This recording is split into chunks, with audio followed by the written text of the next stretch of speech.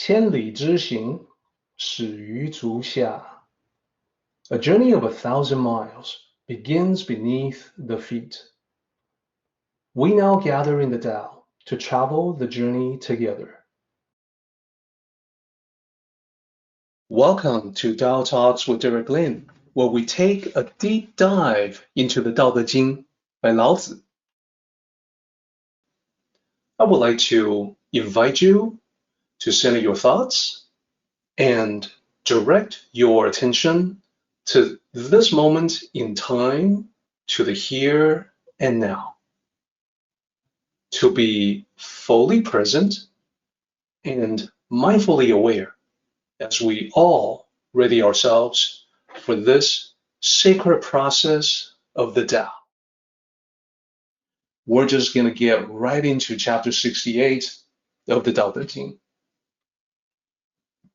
And as usual, I want to begin by looking at the Chinese title for chapter 68.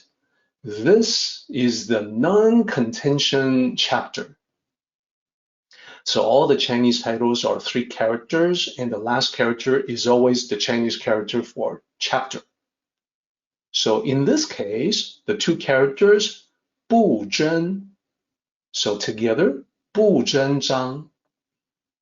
Literally, the first character, the one on the left, is the negation character for no, not, none, etc. The character in the middle, 争, is contention, being contentious. So this is Lao Tzu laying out the importance of the principle of non-contention. Indeed, he calls it the ultimate principle of the ancients. So that underscores the importance, and I think as we explore this chapter together, I think you will see why he calls it that. I think you will see the importance. Here's how the chapter looks. It's a short chapter, only 8 lines. And whenever you have 8 lines, chances are excellent that with the rules of Chinese poetry, you can divide it up into 2 parts of 4 lines each. And then usually the 4 lines can be divided into 2 lines each, 2 couplets forming the 4 lines. Before we get into all that, I want to invite everyone to take a look at the left side of the slide. Take a look at the Chinese characters. Even if you cannot read it, the Chinese part of it, even if the Chinese characters are not recognized, identified in any way, you can still tell the visual similarities in characters from line to line. So right off the bat, I think you're going to see something that's pretty obvious. The first character of the first 4 lines is the same character. Let me highlight them for you so we can all look at it together. So this is an important character,善. It means being skillful or being good, being excellent, being great at something. So on the right-hand side of the slide, in the English part, you're going to see me highlighting the corresponding English word mapping to the Chinese character. Great in line 1, and also great in line 2. Good, to be good at, in line 3 and 4. So it's important to see that they are actually mapping to the same character. Therefore, what we're seeing here is that Lao Tzu is modeling excellence. In other words, Lao Tzu is saying, let's take a look at the best. The best people in all walks of life. And the first examples are going to be about warfare, the military. Now, how do these people do what they do? They are the best. What are they like? And how do we emulate their excellence so we can be excellent ourselves? So that's going to be the key to our discussion as we go line by line. For now, though, let's take a look at the other correspondence that we find between the ancient Chinese and the modern English. Still sticking with lines 1 to 4. Take a look at these characters that I'm highlighting now. So I've got 2 characters that are being highlighted, and I'm mapping them to the corresponding English words that you see on the right. So one of the characters, zhe, this will be the 4th character in the first line, the 3rd character in the second line. That character means those who. In Chinese, syntactically, those who, zhe, comes after whatever that is, like the er that follows a verb. Walker, the er in walker is the one who walks. Swimmer, the er following swim is the one who swims. Flyer, runner, etc. Many examples. This is similar to that. Now, when we say those who do XYZ syntactically in English, it's out in front. Therefore, if you see lines 3 and 4, they actually start with those who are good at doing something. So syntactically, we rearrange it to make it fit the rule of the language. Okay, now the important thing for now is to note that whether it is shan, the first character, or zhe, the 4th and 3rd character in these lines, they don't repeat again in line 5. And that is because the first 4 lines form a section. This is how we can identify the hidden structure in the Daodejing by going right back to the original Chinese. Then let's examine as well the lines following that. Line 5 no longer has characters matching the previous 4 lines, but it's got characters that are repetitive in the subsequent lines, in the lines that come after line 5. As you scan through lines 5, 6, and 7, I think you're going to easily see that the first 2 characters are the same. And then the corresponding English words on the right-hand side, it is called. So specifically in the ancient Chinese, the it is implied. So there's no character representing that. But then shi, the first character, maps to is. And then the second character there maps to called. And then there's the points that Lao Tzu wants to make. It is called various things. The sequence here is important. We start with non-contention, we go into managing people, and then being harmonious with heaven. So keep that in mind. Non-contention leads to harmony with people, which in turn leads to harmony with heaven. That'll become important in our discussion. For now, though, we're about to go line by line through the 8 lines.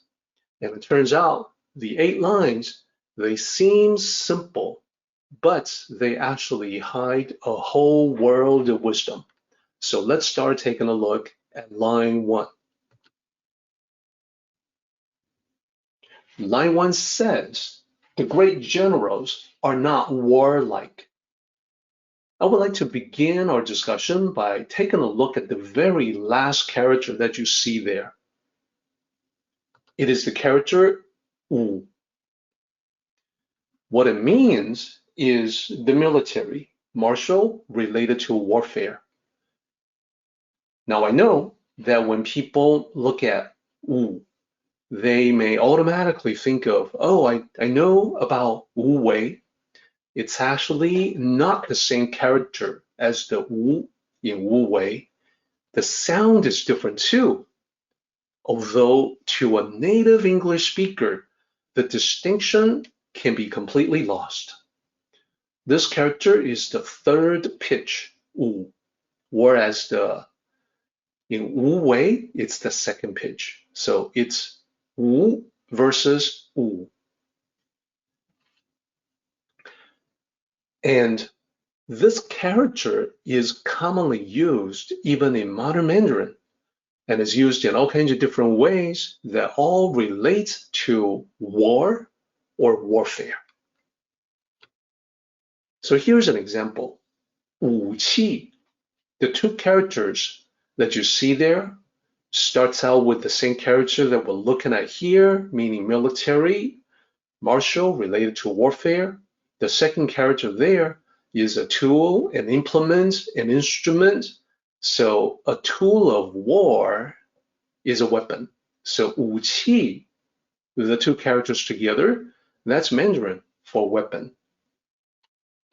Then, on a different note, we have 武术.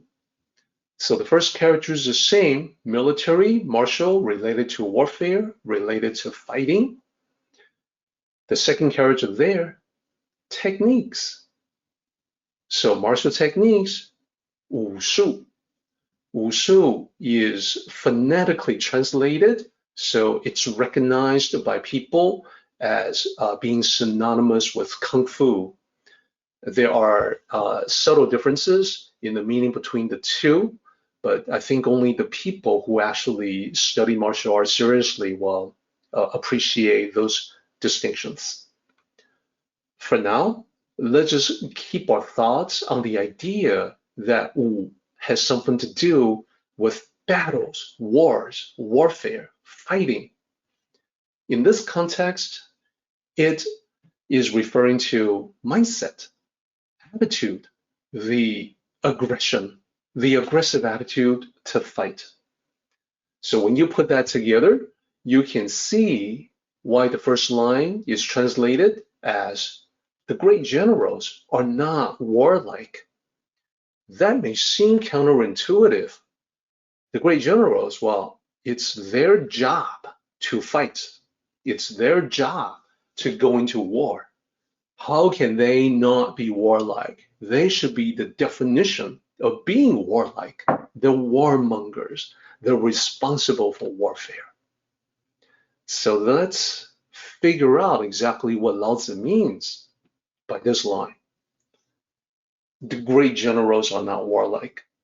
We begin by breaking down the characters one by one, and this will also illustrate one of the things that we have to do in translation, and that is to simplify whenever we can. So literally, we've got 6 characters here. If we were to do a simple transcription, verbatim, one character at a time, the first one, as you recall, 善, means good, skillful, excellence, being great. And then the second character, in this case, is a conjunctive to be something or do something. So with the first one, it would be good at doing something or good at being someone. Then the third character is actually general. In modern Mandarin, there's another term for general, 将军. This is the ancient expression thereof that was also synonymous a long time ago with that role, general.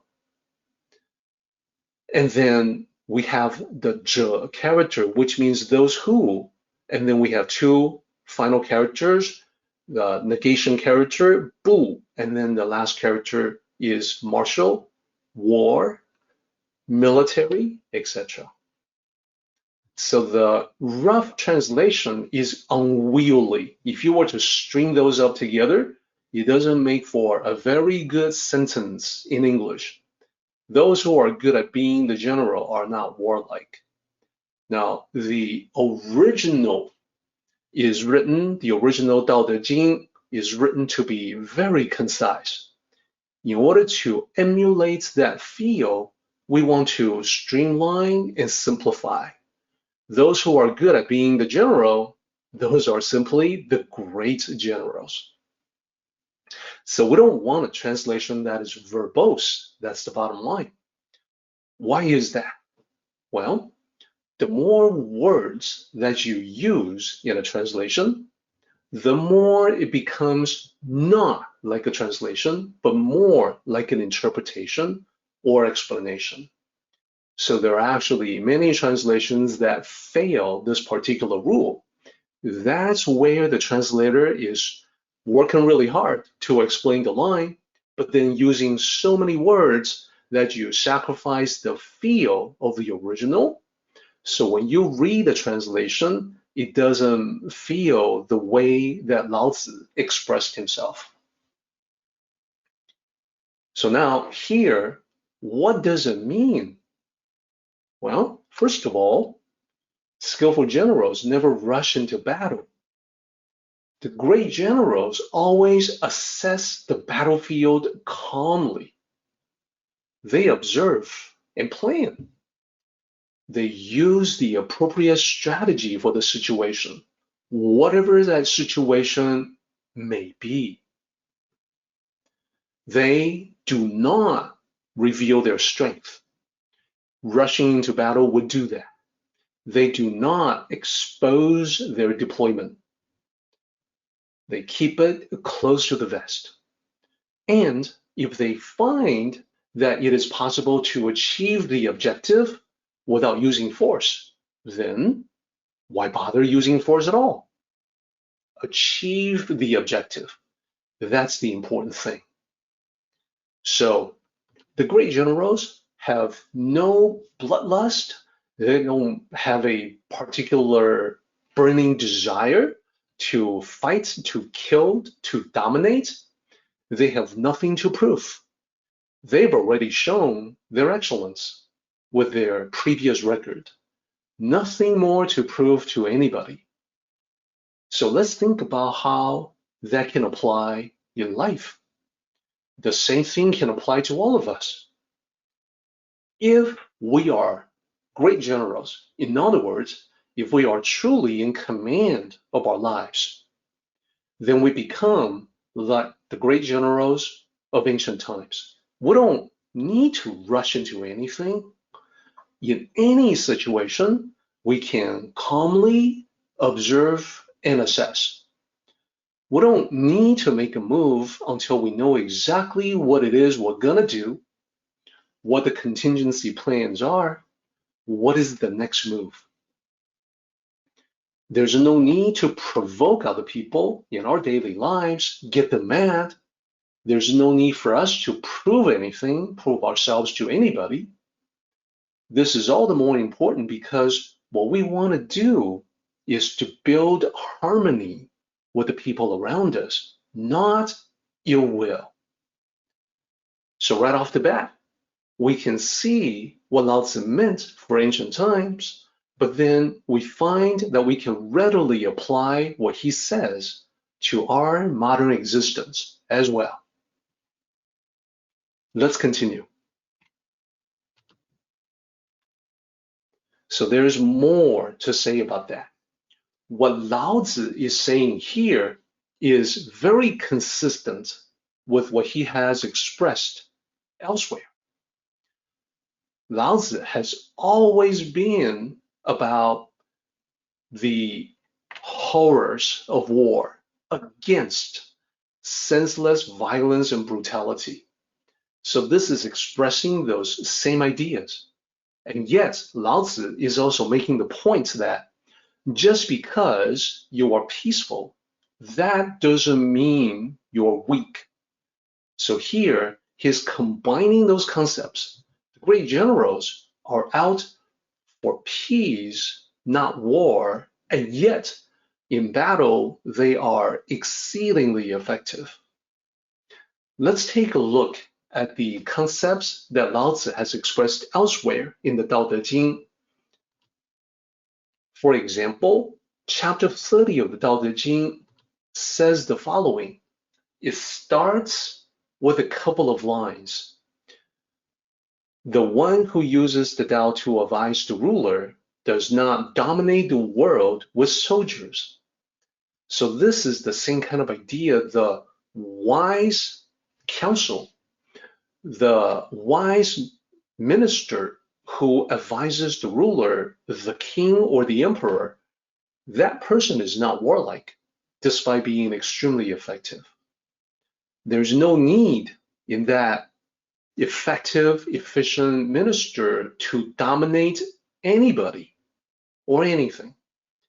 There's no need to use force when it's so much easier, so much more elegant and graceful to accomplish your objectives in other ways, intelligent ways.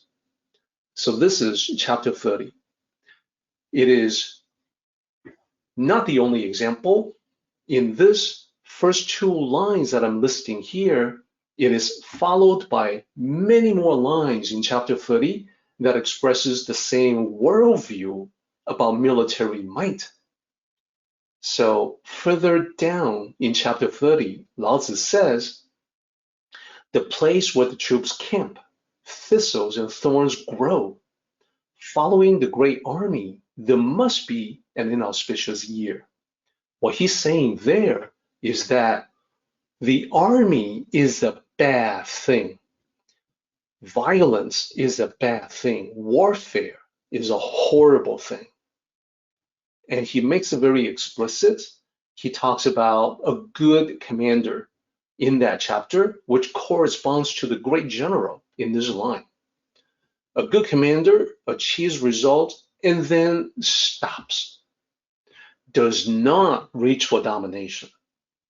The good commander achieves results but does not brag, does not flaunt, does not become arrogant.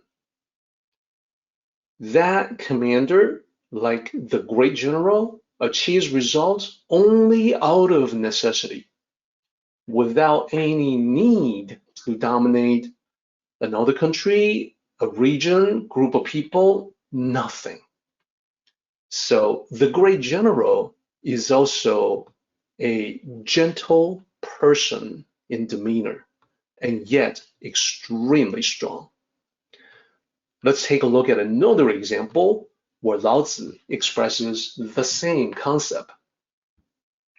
In fact, right after chapter 30 of the Daodejing, chapter 31 of the Daodejing carries through the same threads of thoughts, the same thought lines run through into chapter 31. Chapter 31 begins like this. A strong military, a tool of misfortune, all things detested. As you can see, Lao Tzu is not holding back. He's not mincing his words. He's being very explicit, and he wants to be very clear to anyone that reads the Daodejing how he feels and how we should all feel. And just like chapter 30, the entire chapter 31 expresses the same views about military might.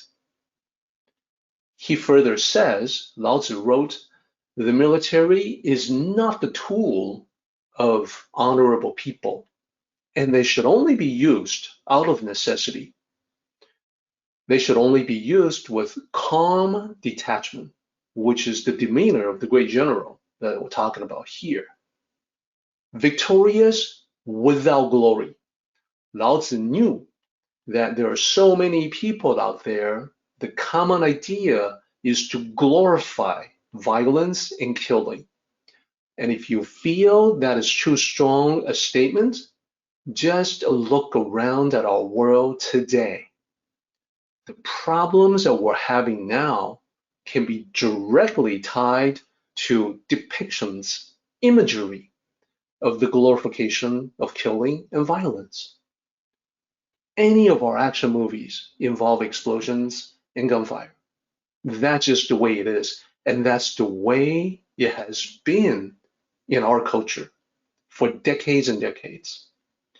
Lao Tzu wrote, those who glorify are delighting in the killing, and those who delight in the killing cannot achieve their ambitions upon the world. That is, those who are prone to violence, who find something cool and macho and great about violence, they're gonna come to a bad end. Things will not end well for them. A country, a society that does the glorification of violence is gonna have problems. Indeed, it is as if Lao Tzu is speaking directly to us through the span of 2,500 years. And Lao Tzu further says, ending the chapter, that those who are killed should be treated as in a funeral, even if it's the enemy. They should be mourned, regardless of what side they happen to take in a war. And therefore, victory in war, Lao Tzu wrote, should be treated as a funeral. Lao Tzu was not into the parade, the celebration, victory celebration. Lao Tzu would be like, what is that? How does that even make sense? Look at the people who have died. So that gives you an insight into the way that Lao Tzu thought.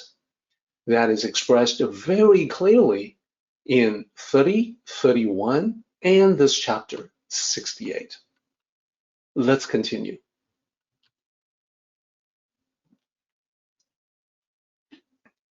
Line 2 says, the great warriors do not get angry.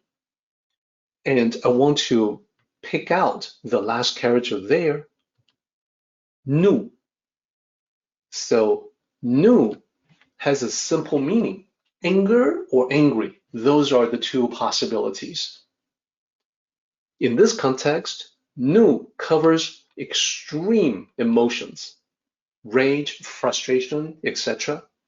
All the hateful emotions associated with what we call anger.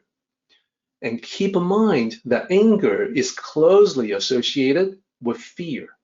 Sometimes when people experience fear, they react with anger.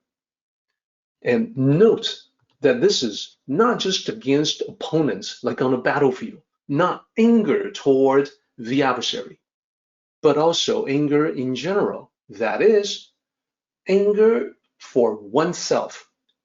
Remember the times when you were angry at yourself for failing to do something that you expected that you could do. That anger is included here as well. Anger against external factors, not necessarily another human being, but circumstance, situation. The forces, the external factors that have come into play to shape a particular situation, certainly it is possible to have anger against that. Think about the anger that people often express against politics or economy. In life, most often we lash out angrily in all directions. We don't restrict the anger to just enemy combatants on the battlefield. We get anger at pretty much everything and anything. So this is what we're focusing on now. Anger, unreasoning rage is what we're talking about. So let's talk about the great warriors. How do they deal with anger? I want to start by taking a look at line 2 and breaking down the 5 characters. So literally, the 5 characters break down as follows. The first character, san, well, we've talked about that as being good, being skillful, being great, being excellent at something.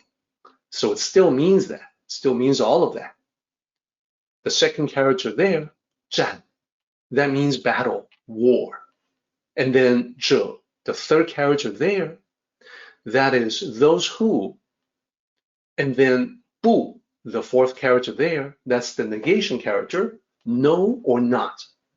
The last character there, 怒, well, that's angry. So now we can pull all of these together, and then we can begin to sense the meaning. If you were to string them together, those who are good at fighting, at battles, wars, they do not get angry. So the meaning should be clear. Use that as a way for you to assess the quality of a translation. There are many distortions all over the place, but this is what it actually means. It means great warriors learn to control their emotions. And as we look at it this way, it's like, well, yeah, of course, that makes perfect sense. Because when you're angry, you can mess up.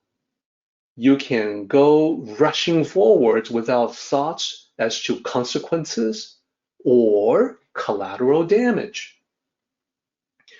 Conversely, what is real power, real ability of the great warriors?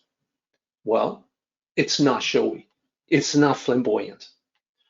On the surface, the great warrior is like a placid lake, perfectly still, perfectly calm. Below the surface, there's incredible depth and powerful currents. And we know from our own lives, from our own experience in life, that when you lose control over yourself, that loss quickly leads you to losing control over whatever the situation happens to be. So this is why. There's another important point here. Anger is used by lesser warriors, not great warriors. Lesser warriors utilize anger as the source of motivation. Great warriors don't get angry. So let me ask everyone this question. If great warriors do not use anger to motivate themselves, what do they do instead? What do they use as the source of motivation instead? If you have gone through chapter 67, the previous chapter with me, I think the answer should be very easy. In 67, we talked about compassion being the first of the three treasures. So this chapter is actually the continuation of the previous chapter. The great generals, the great warriors, they don't get angry, they don't lose control. They're motivated by their compassion. So because of that, we can now see and understand why the great warriors never boast of their prowess. In demeanor, they are gentle. They use a soft touch. They are oftentimes quiet or soft-spoken or both. People who don't know the Tao may not even realize that such people can be extremely deadly on the battlefield. In the world of martial arts, there are great examples of this. Some of the very best in the world are exactly as described by Lao Tzu. They're the best, and they react, they conduct themselves exactly as described here. So let's continue on. We're about to explore the third factor, and this is continuing on the military-based metaphors and analogies that is used by Lao Tzu throughout this entire chapter. So in the first two lines, what we did was that we started out with the last character, then what we did was that we brought in the rest of the line to explain the overall meaning. So we'll do the same thing here. The character is yu, and what it means is to give and with. Now with the previous two characters that we singled out to look at individually, wu, nu, those characters are used in a conventional way at the end of those lines. Here, this character is used in a way that made more sense in ancient times than in modern Mandarin. In this context, it means getting into contention. So just like when we talked about anger, it had a broad range of meaning. It wasn't just anger at one's opponents on the battlefield. It could be anger at yourself. It could be anger at the situation, etc. Here, getting into contention has a broader meaning as well. It's not just about picking a fight. It is also responding to a challenge. Not just being the initiating, attacking side. It applies to the defending side too. As an example, think about getting provoked into fighting by accusation of cowardice. So we know this from life, from drama, from what we see on television, in movies, from reading books, etc., hearing stories.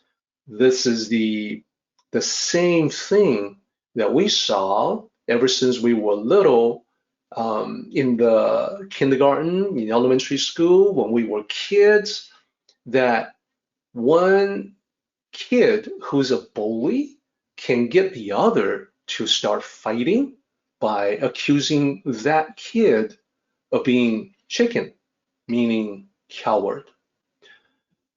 When we grow up, nothing too much has changed. People are constantly getting provoked into contention.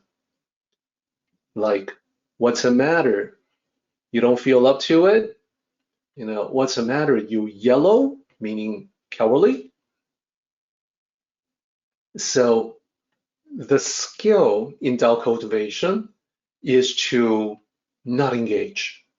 That is, to read a situation accurately in order to avoid escalation into conflict. So let's explore that. I want to bring in the character right in front of it, bu, which is the negation character. So when you add not in front of engaging in contention, what you get is avoid getting into contention. So this is similar to modern expression, I'm not going there with you. When you hear that, it doesn't necessarily mean going into a particular place physically. What it means, I'm not going there with you. I think you know what it specifically says is that I'm not going to fight you. I'm not going to get into an argument with you. You're not dragging me down with you. And indeed, when people are calling you names, you can expect things like, sticks and stones, or, hey, you can call me whatever you want. I'm still not getting into it with you. That is always a choice. Even when someone is being contentious, it doesn't mean that you have to be. In fact, you don't have to be contentious in return. You don't have to fight fire with fire.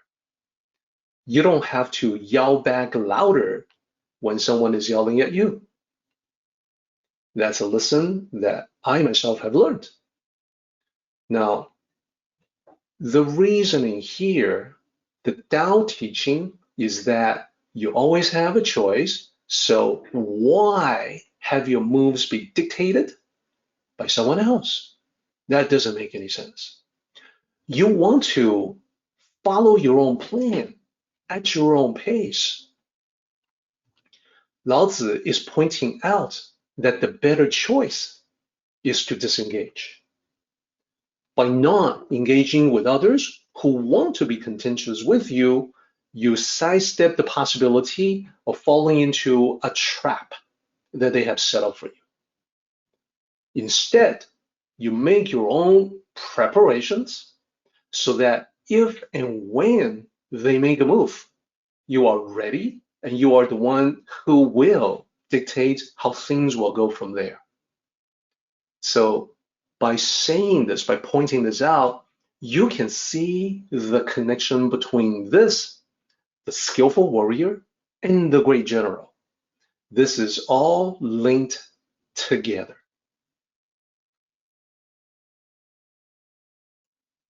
What I would like to do is to take a look at this line in its entirety. So the line says, those who are good at defeating enemies do not engage them. When we put it together like this line may be puzzling. That is, well, if you won't engage in fighting, how can you win the fight? How can you defeat the enemy if you don't engage them? So I want to point out here that when we explore the Tao, we're talking next level thinking. We're talking about unconventional thinking beyond conventional ideas. This right here, to win without engaging, defeat the enemy without engagement into conflict, to win without fighting, this is actually a recurring theme, a recurring concept that has been taught by all Tao masters. So the skillful win is always done in a seamless way, and sometimes people may not even notice that a victory has been achieved. It's all about preparation, laying the groundwork for victory. When this is done at the utmost level, the battle no longer needs to be fought because it has already been decided. So to illustrate this, which admittedly can be difficult to grasp, Zhuangzi taught it with a story. And this was the wonderful thing about Zhuangzi as a sage, because abstract concepts that seem counterintuitive, he was able to illustrate and make clear by the use of stories and metaphors. Another sage, Zhuangzi, also expressed the concept in Art of War. Art of War, I have the Chinese title right there in the slide. It says 孙子兵法. What it actually says, the first two characters, 孙子, that's actually master son, master Sun. That's the surname. And then 兵法, the last two characters, is military principles. So when you actually translate the title accurately, Master Sun's military principles, not the Art of War. In the original title, there's no character that can be construed as art, and there's no character that can be construed as war. You've got the character for soldier, that's the third character, and then the last character for principles. So it's a bad translation, although it's worked itself into our cultural fabric, so there's no changing that translation by now. So, so the Art of War talks about this concept.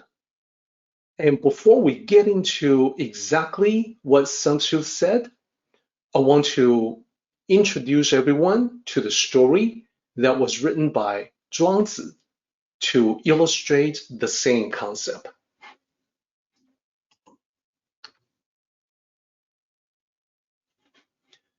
So the name of the story is The Fighting Rooster. And I'm glad to be sharing this story with you. Here's how it goes. Once upon a time, in ancient China, there was a master trainer of animals who raised fighting roosters for the king, the ruler. The king had one rooster in particular that he was eager to use in a fight. So the king was actually quite the fan of rooster fights. So he commanded that this rooster be trained to be made ready for battle. So the master trainer started to work on this. And after 10 days, the impatient king went to the trainer and asked, "Is the rooster ready to fight?" You could tell that he could hardly wait. But the trainer said, "Not yet, Your Majesty. The rooster is too arrogant and contentious. Not ready yet." So the king had to satisfy himself with waiting, and he waited 10 more days, and then he went back to the trainer. Hey, is the rooster ready to fight? You could tell how eager he was. But the trainer still said, "No, not yet, Your Majesty. Whenever this rooster hears sounds or sees movements from other roosters, he gets excited. He reacts. So no, not ready for battle." So the king respected the decision of the trainer. He went away. He waited again for 10 more days, and then he came back again. "How about now? Is the rooster ready to fight now?" Once again, the trainer said, "No, not yet, Your Majesty. There is anger in his eyes, and there is much aggression in him." So the king had no choice but to wait again. 10 more days passed. Now it's been a total of 40 days. So the king asked again. And this time, the trainer gave a different answer. "Your Majesty, he is almost ready." The trainer said, "When other roosters crow, it does not affect him at all. It doesn't change his actions in the least. He stands still, looking like a wooden rooster, like a rooster statue that's been carved from wood. He has all the fighting power he needs. The other roosters don't even dare challenge him. Instead, at the sight of him, they turn right around and they run away in the opposite direction." The end. So the story does not go into what happens in an actual fight, because for Zhuangzi, the point has been made. There is a process. There have been stages that the rooster has gone through. And the point that he wanted to be made is in the story. Specifically, the story is not really about roosters. It's really about us. Let me pull up the correspondence here between story and what Zhuangzi was trying to say about life. So roosters aren't real roosters. It's a reference to you and me. It's a reference to everyone, all human beings. And what about the rooster fights? Not really rooster fights at all. Zhuangzi is really talking about all the different competitive arenas of life. Not about fights between roosters. It's about the contention among human beings. So I talked about it's been 40 days from the beginning to end of the story. representing 4 different stages of transformation. And the transformation go from the external to the internal. So I want to talk about them as stages of maturity in the context of the story, as well as what Zhuangzi was trying to say about life. So stage 1 is the stage of external arrogance. What I mean by external arrogance is that this is the overt display of being arrogant to the world at large. Like everyone can see how arrogant you are when you have this external arrogance. In the story, the trainer says, no, he's not ready. He is still too arrogant. He's too contentious. That's stage 1. It's obvious just by looking at him that there's that arrogance oozing out of this rooster. In life, it's the arrogance that we display when we ourselves lack maturity. Now, I always say that the ego is one of the most difficult lessons in life. And I am no exception to that. It is something that I need to work on as well. So I recognize external arrogance. It's the delusions of the ego. It's the thinking, or even sometimes the saying of, I am the greatest. And this is not based on actual knowledge of being the greatest, but based on deluded thinking. It's all about posturing. It's also about putting up a macho front. Sounds familiar? Even if you haven't done it yourself, you know people who have. It's very common throughout all of humanity. This is stage 1. Let's take a look at stage 2. Still immature. Stage 2 is called reactive.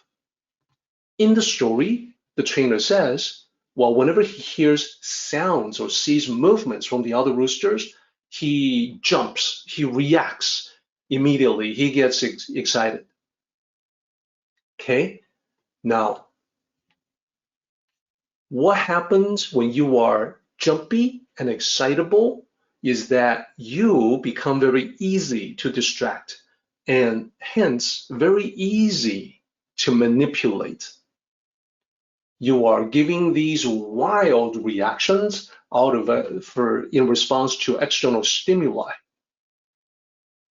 And this is still immature. This is still a stage where maturity, readiness is very much lacking. Stage 3, internalized arrogance. So this is different from external arrogance. That's very obvious to see. In the story, what the trainer says is that there's anger in his eyes and there is much aggression in the rooster. So this is somewhat better than number 1 in that it's not immediately obvious, but the arrogance and aggression are still there. They're just hidden. In another way, it's actually beneficial because when you have internalized external arrogance, this is where you begin the external cultivational work to transform that. So the key here is that these negative attributes, being arrogant, is still there. It's just that it's hidden. As you work on it internally, eventually transformation occurs and you are able to deal with them appropriately from the Tao perspective. This leads to stage number 4, readiness, maturity. So what the trainer says in the story is that when other roosters crow, does not affect him at all. He stands still looking like a wooden rooster. He's got all the fighting power he needs. The other roosters don't dare challenge him. They turn right around and run away. So this is what happens when you have confidence, true confidence that comes from real clarity, real awareness, understanding what's really going on. The detached, calm observer who misses nothing, the confidence that comes from accurate self-knowledge. You're no longer affected by external factors. You are internally driven and motivated. You don't give away anything. You have a lot of depth. You have no need to show off because you are confident. You know what you can do. This is the stage of the great general, the great warrior, those who are good at defeating the enemy. So powerful and skillful, there's no need to go pick fights to prove yourself. So this story corresponds to the lines that we see from this chapter. Those who are good at defeating enemies do not engage them. They don't need to. There's nothing to prove. So that is the story from Zhuangzi. Then I also want to share with you the lines from Sun Tzu Bingfa, what we call the art of war, that will further underline this concept for all of us. We've talked about the story from Zhuangzi. What about Sun Tzu? So here's what he wrote. 百战百胜，非善之善者也。不战而屈人之兵，善之善者也。What does all that mean? Well, let me translate for you one line at a time, and then I will explain on the specific characters, the important characters, exactly what it means. So line 1 is 100 victories from 100 battles. Line 2, not the best of the best. Line 3, to defeat their soldiers without battle. That is the best of the best. So let's think about this for just a moment. So first of all, the overall idea is easily recognized. The conventional thinking is that, well, being able to win all the time, 100%, that should be the absolute best, isn't it? So remember, the mindset of the Tao is what I call the next level thinking. That is why the ancient sages say, no, that is not the best. Defeating enemies without fighting is the actual best. Now, before we get into the details of how that can be done, let me explain the translation. This translation, I would say, is the most accurate imaginable, and I will explain why. So first of all, in the first line, you're noticing two characters that are the same, by. That's 100. So the first character and the third character, they're the same. The second character is war or battle. So 百战, that's 100 battles. In the translation, you see it at the end of the line. And then 百胜, the second part of that line, is 100 victories. So literally in the original Chinese, ancient Chinese, it is saying 100 battles, 100 victories. And in the English, it actually reads a little better when you follow the rules, syntactical rules of English, and say 100 victories from 100 battles. So the order is flipped around. That gets done quite a bit. You have to do that quite a bit when you do this translation work. Then the second line, not the best of the best. Let me point out in the second line that you have two iterations of the Shan character. The character that we identify first and foremost in this chapter as the good, the great, the excellent, being good or skillful at something. It's repeated twice. So it is saying the someone who is being skillful, the skill amongst skills, the skillfulness of skillfulness. We don't necessarily need to use skill or skillfulness because we have a perfectly good expression in English that captures that. Best of the best. So that's why. And then the character in the first, the very first character of the second line, that's a negation character. It means no or not, similar to bu. So this is basically Sun Tzu saying that winning all the time, winning 100%, not the best of the best. That is the counterintuitive statement that many people would find puzzling. Then he explains what is the actual best. Not fight at all, not risk the lives of the soldiers at all. So then one more note is that line 2 and line 4 end with a similar character, with the same character, ye. That is the character that means the period. It's a punctuation mark. It's a character being used as a punctuation mark. And so the translation includes that as well. So best of the best. Elsewhere, the quote-unquote official or formal translation of the art of war is the acme skill. What? Okay, well, acme means top. So acme skill means the topmost skill, the zenith of skills. So linguistically it works, but boy, does this sound awkward.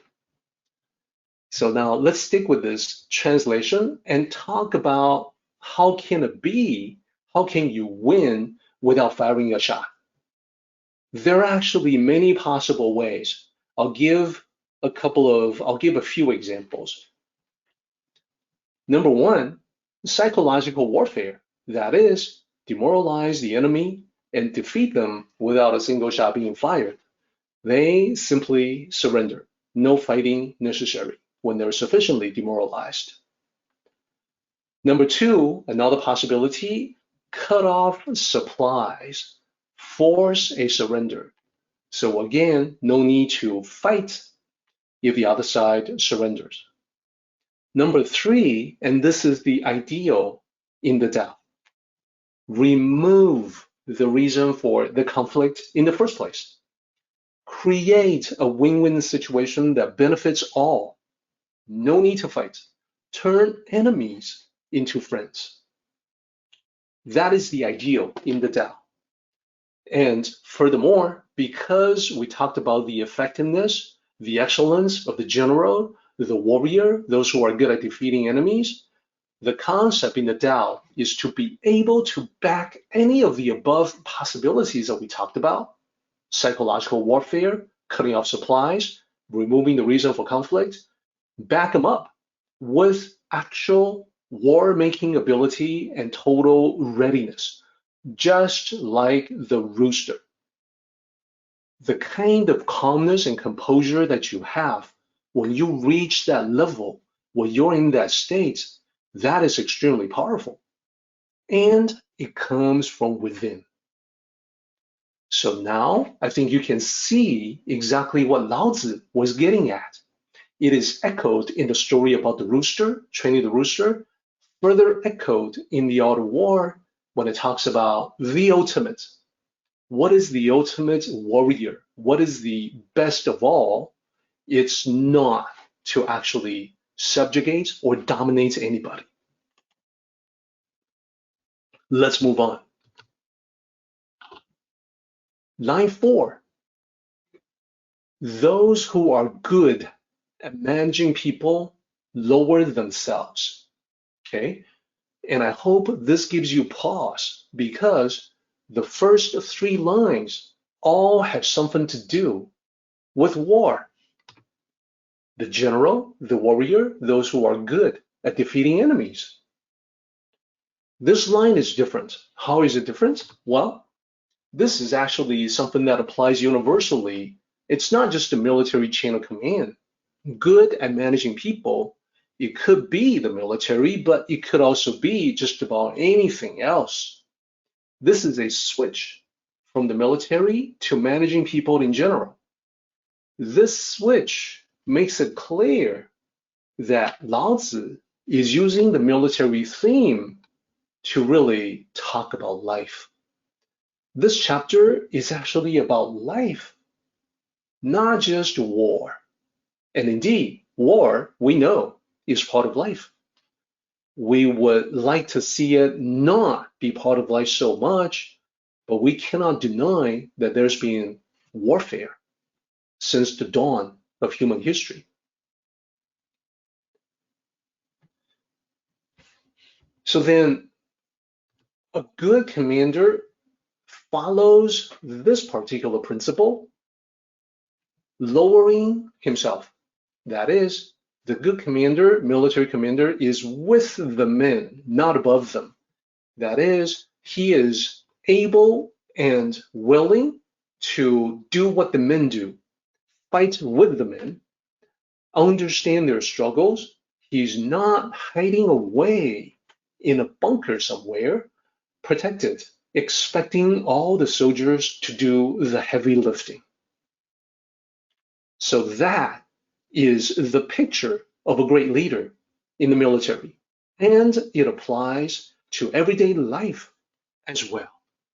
In our lives, this is the underscoring of the importance of humility. Those who don't understand this concept tend to be power-based leaders. What I mean by power-based leaders, these are the bad bosses, the horrible managers that force people into doing their bidding because they use fear and intimidation. Power-based leadership doesn't last. When such people are no longer in power, have that position, people ignore them, pay them no attention, and express their dislike openly.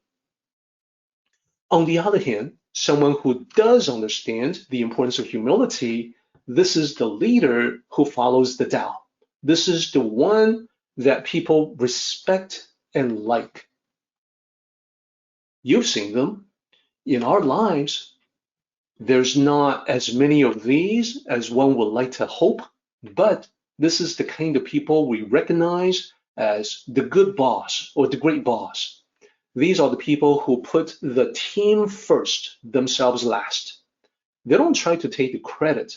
They prefer to give credit to the team. They prefer to highlight individual accomplishments. They give recognition for the hard work that is being done. So this is how we're able to map the first four lines from the military to the non-military, from the commander, the general, the warrior, to everyday life, everyday living. So what I would like to do now is to summarize the first part of this chapter so far. Question: what have we learned up until this point? How can we use this stuff in our lives? Can we put it all together and see all of that at a glance? So here's my effort to do exactly that. So on the leftmost column, I've got the Chinese from the Daodejing lines. Then I have the column for English, the English translation for that.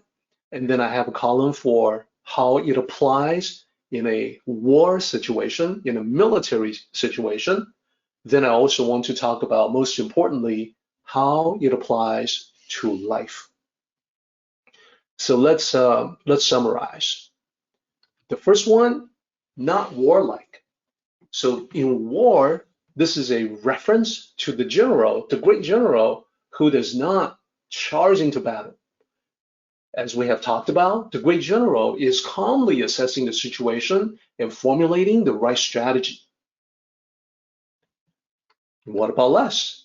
Well, like the great general, we can solve problems without fighting. That would be the ultimate, according to Sun Tzu, the art of war. Like the great general, we can also calmly observe the situation, plan out the best approach, and strategize. We don't need to be chomping at the bit. We don't need to be spoiling for a fight. Like having people hold you back, yelling, "Let me at them, I'll show them, I'll teach them a lesson." That is not the Tao. Let's take a look at the second row. 不怒.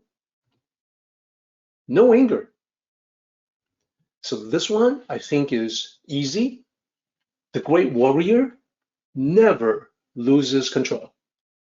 Not physical control, not emotional control, because when you keep a cool head, that's how you can prevail in a situation that has become chaotic. Most people lose their heads in a conflict. They then become moved by anger. They do things they will regret later on. Therefore, in life, we must recognize that mastery of emotions leads to mastery of life. We too need to get on top of that situation. Easier said than done, we know, because when we get mad, like nothing matters. But the difficulty of this control is directly proportional to the greatness that people attain when they actually get there, when they actually have that control. That's what makes them great. They can do what other people cannot do. Third row, not engaging in battle. So this is about the people who are good at defeating enemies. The Tao ideal, as we talked about, victory without violence. And as we have seen in the story about the fighting rooster, the truly powerful don't need to display their power. The truly skillful don't need to show off their skills. The truly capable don't need to flaunt their capabilities. Hence, the truly victorious don't need to battle in order to win. So for us, this is quite true, quite applicable. Like the rooster, like the stages of maturity and readiness, authentic power comes from true confidence, when you just know without the delusions of the ego. And let me also say on the topic of engaging in contention, you don't necessarily need to be in an argument or a fight to be contending. There's also the social competition to one-up somebody else. What do I mean by that? Like when people say, hey, whatever you are, I can be better. Whatever you do, I can do better. Whatever you have, I can have better. We've seen that. That is common in our life experience. A lot of people like to one-up others as a way to assuage the ego. The Tao cultivator is the person who becomes consciously aware of this tendency and decides, makes a willful, mindful decision to never engage in this kind of behavior, and indeed do the very opposite. So that's the refusal to engage. Last row. Lower yourself, meaning humility, meaning water flows to the lowest point. So the commander fights alongside the man. This is just a way to say that the commander doesn't have an ego. The commander does not think that he is above the others under his command. So when we apply that to life, this is about skillful management through humility. And note, this is not about doing other people's jobs for them. Humble managers still hold people accountable. They have to. The humility part comes in when they hold themselves to the same standards that they expect from the people who work for them. So this is what wins them the respect of the entire team. Okay, so this, what you see here on the screen, this is a quick summary of everything that we have talked about so far in the first half of the chapter. And you can tell now that it's something that's very applicable, not just to ancient battlefields, but also to modern life. Looking at the clock right now, I think that we should be jumping ahead to the summary.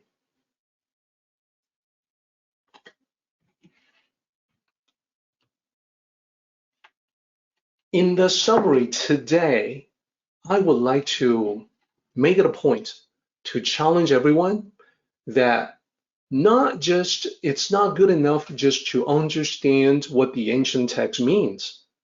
Now, we're blessed to have this opportunity to study together, because that is the one thing that we can guarantee in this process, is that we're going to understand exactly what Lao Tzu meant to a level of accuracy that I feel is not easily available from any other source. That is a blessing. I am honored by the opportunity to be able to do this with everyone, but as I said, this is not enough. What do I mean? It's not enough to just understand. We must also apply. We must do. That is the reason for the challenge here. Start with yourself. Everything that we have talked about so far, I want to challenge you to live up to that. Become a person of peace. Not just avoid conflicts. This is where Lao Tzu talks about, do not engage. Don't go there. Don't get dragged down into the mud. It's not just about that, but it's also being the peacemaker to resolve conflicts for other people. Here's what I would suggest, that you begin by practicing your calmness and composure at all times.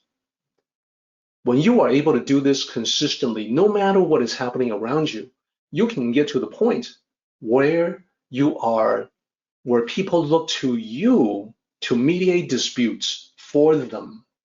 And that's where you have the opportunity to resolve conflicts. You've earned the stripes to be able to say to people, hey guys, let's calm down for just a moment. Can we lower the temperature just a little bit? Can we talk about this?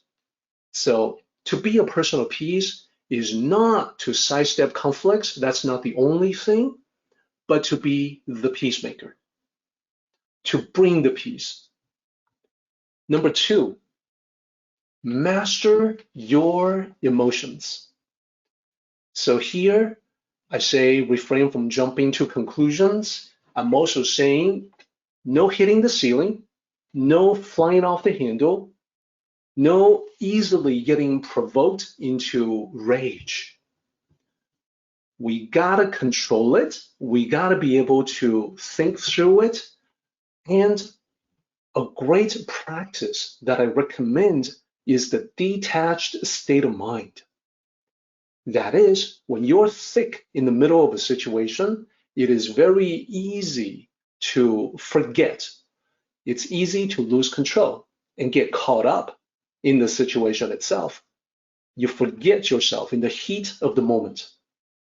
When that happens, my recommendation is to take a mental step back and mentally, from a rational, cool, calm distance, mental distance, assess the situation, observe like the skillful commander or the great general. That will help you master your emotions and not easily fall prey to anger. Number 3, never engage in contention. So not difficult in concept, but not easy in execution. I want to ask everyone to be open to the many possible ways to win. That is, if we open our minds, we see that it doesn't have to be force and domination. It can be one of many alternatives, such as skillful diplomacy, such as a win-win solution where everybody benefits. Ideally, it can be that you win people over so enemies become friends. That is the best way to obliterate your enemies so completely, not even a trace remains. So these are the 3 challenges that I want to ask you to take on to start with yourself. Next time, we're going to see the importance of that. Remember what I said in the beginning of this chapter? Lao Zi calls it the ultimate principle of the ancients. He had a very good reason for calling it that. As we practice this, starting with ourselves, I think we're all going to see why.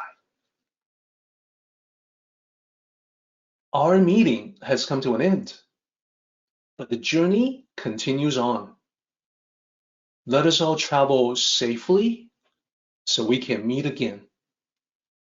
Until next time, may the Tao fill you with peace and happiness.